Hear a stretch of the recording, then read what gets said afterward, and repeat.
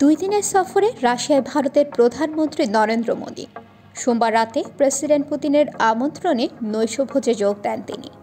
সেখানে তৃতীয়বার ভারতের প্রধানমন্ত্রী হওয়ার জন্য মোদীকে অভিনন্দন জানান পুতিন। ওই নৈশভোজে পুতিনের কাছে একটি আবেদন করেন মোদী পুতিনকে বলেন, রাশিয়ায় যে ভারতীয়রা আছেন বাধ্য হয়ে তাদের অনেককে যুদ্ধে অংশ নিতে হয়েছে। পুতিন যেন যুদ্ধ থেকে ভারতীয়দের অব্যাহতি দেন। জানা যায়, নৈশভোজে মোদীর এই আবেদনের সম্মতি জানিয়েছেন পুতিন। এই বছরের শুরুর দিকে একটি ভিডিও ভাইরাল হয়েছিল।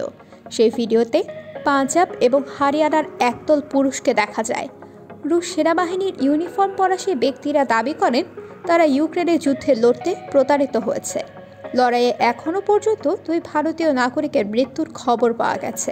এখন জন্ম সনদ দিয়ে খোলো বিকাশ স্টুডেন্ট অ্যাকাউন্ট। নিজের বিকাশ নিজে কর। এদিকে ভারতীয় পররাষ্ট্র মন্ত্রণালয়ের সূত্র জার্মান সংবাদ মাধ্যম DWকে জানিয়েছে, ইউক্রেন যুদ্ধ শুরু হওয়ার পর বহু ভারতীয় রাশিয়ায় আটকে পড়েছেন। তারা বড় বেতনের কাজের আশায় রাশিয়ায় গিয়েছিলেন। এখন যুদ্ধে অংশ নিতে বাধ্য হচ্ছেন তারা। মোদী ওই সমস্ত ভারতীয় যাতে দেশে ফিরে আসতে পারেন রাশিয়ার প্রেসিডেন্টের কাছে সে আবেদন জানিয়েছেন। সূত্রের দাবি, মোদী সেই আবেদনে সাড়া দিয়েছেন পুতিন।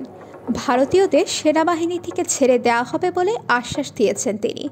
পাশাপাশি ভারতীয়রা যাতে দেশে ফিরে যেতে পারে সেই ব্যবস্থা করা হবে বলেও জানিয়েছেন রাশিয়ার এই প্রেসিডেন্ট। এদিকে নরেন্দ্র মোদীর রাশিয়া সফর একাধিক পশ্চিমা দেশের কাছে অস্বস্তির কারণ হয়ে উঠেছে। এই দ্বিপাক্ষিক বৈঠকের আর কি অর্থ হতে পারে সে বিষয়ে সন্দিহান ওই দেশগুলো। লন্ডনের কিংস কলেজে সাউথ এশিয়ান স্টাডিজের প্রফেসর ক্রিস্টোফার জাফরেল জানিয়েছেন, প্রধানমন্ত্রী মোদীর রাশিয়া সফরের ভূ রাজনৈতিক তাৎপর্য রয়েছে।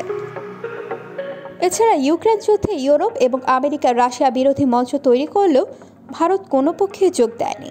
তারা এখনও পর্যন্ত জাতিসংঘে এই বিষয়ে নিরপেক্ষ ভূমিকা পালন করছে। শুধু তাই নয়, রাশিয়ার সঙ্গে বাণিজ্য সম্পর্ক অটুট রেখেছে ভারত। রাশিয়া থেকে তেল কিনছে মোদীর সরকার জানিয়ে যুক্তরাষ্ট্র এবং ইউরোপের চাপের মুখেও পড়তে হয়েছে ভারতকে। রাশিয়াও ভারতের দিকে সাহায্যের হাত বাড়িয়েছে। এই পরিস্থিতিতে মোদীর রাশিয়া সফরও বেশ গুরুত্বপূর্ণ। উল্লেখ্য, সোমবার সন্ধ্যায় রাশিয়ায় পৌঁছেছেন নরেন্দ্র মোদী। ইউক্রেনের সঙ্গে যুদ্ধ শুরু হওয়ার পর মস্কোতে মোদীর এটি প্রথম সফর। মস্কোতে পৌঁছানোর পর বিমানবন্দরে মোদীকে স্বাগত জানান রাশিয়ার উপপ্রধানমন্ত্রী ডেনিস মান্তরোভ।